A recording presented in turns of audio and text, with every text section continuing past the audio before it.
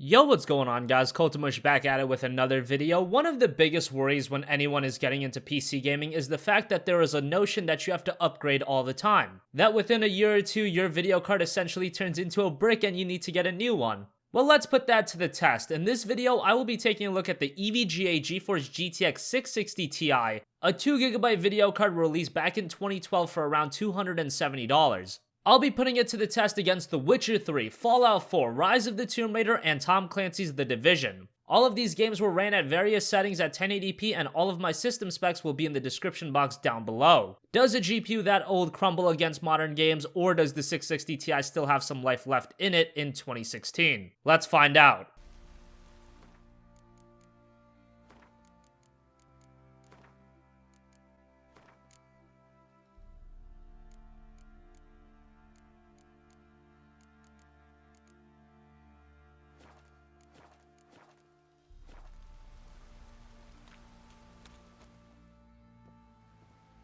Wait, Witcher!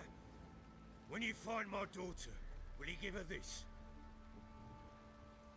A ragdoll? Uh-huh.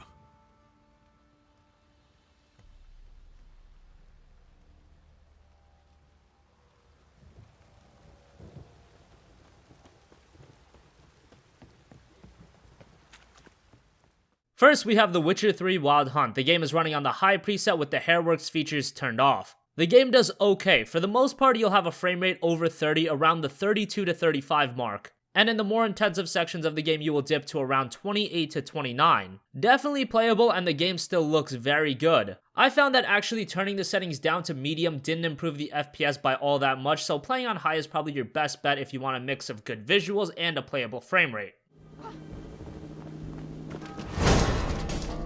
Time's up, man.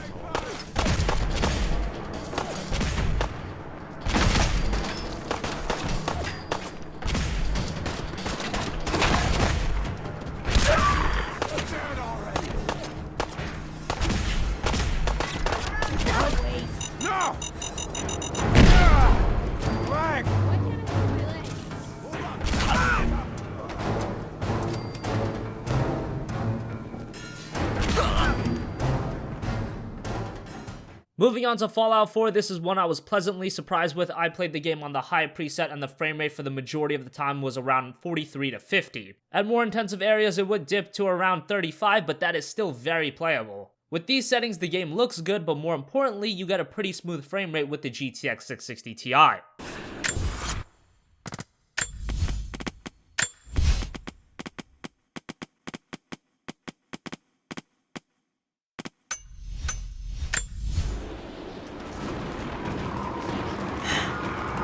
Communication repeaters. Trinity must have installed these.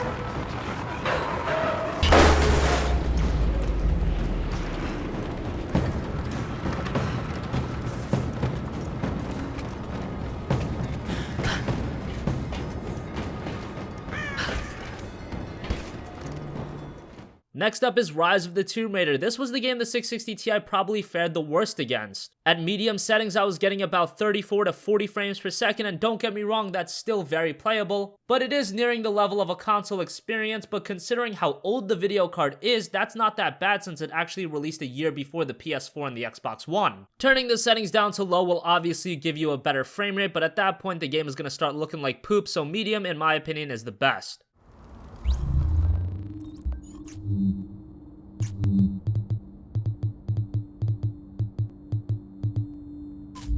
We're done here. Hand it over! I'm Put it out like a lamb.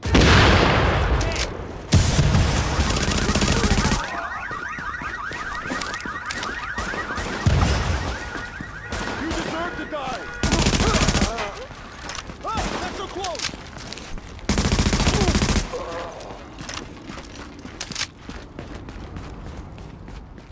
Finally, we have Tom Clancy's The Division, which was a game that the 660 Ti did pretty well in given how intensive of a game it is. I played The Division at medium settings as well and was getting about 35 to 38 frames per second. Sure, those aren't the best frames in the world, but given that The Division is a game that just released, I was happy with the performance. It's still playable and the dips weren't that bad. 99% of the time I was over 30 frames per second, so that's pretty decent. So in conclusion, yes, of course, a GPU's performance will wither over the years, but to say that an older GPU can't be used for the latest games is flat out wrong. You'll just have to keep your expectations in line. For a video card that was considered mid-range in 2012, it's still hanging in there in 2016. That's pretty good. So that wraps up this video. I hope you guys enjoyed it. I thought this was something a lot of you guys would find interesting. Let me know what you guys think. Does this ease your worries a bit of thinking that you have to upgrade all the time? If you have a request for a future video, as always, leave it in the comment section down below. Thanks for watching, and I will catch you guys in the next one. Peace out.